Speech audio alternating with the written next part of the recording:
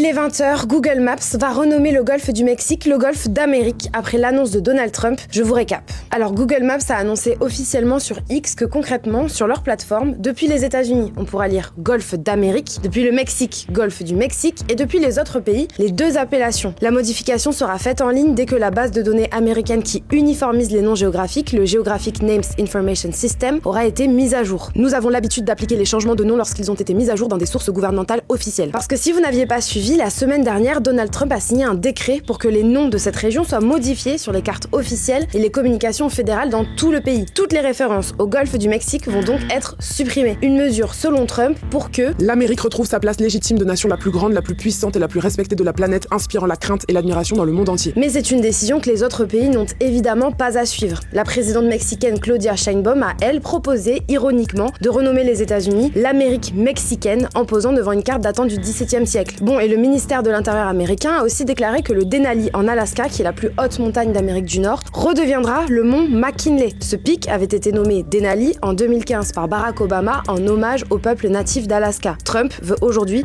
rétablir le nom de l'ancien président William McKinley, car selon lui, il avait rendu le pays très riche grâce à ses tarifs douaniers et son talent. Et cette décision de Google Maps de se plier aux appellations nationales a déjà été appliquée dans d'autres régions du monde. Par exemple, la mer de l'Est, ou mer du Japon, qui est un espace maritime stratégique au centre de conflit depuis des années, est nommée mer de l'Est pour les Sud-Coréens et mer du Japon pour les Japonais. Idem pour le golfe Persique ou golfe arabique. Puisqu'il faut savoir qu'aujourd'hui, aucun organisme international n'a le dernier mot sur la dénomination des zones maritimes. Il existe bien l'Organisation hydrographique internationale, mais elle a un rôle principalement consultatif.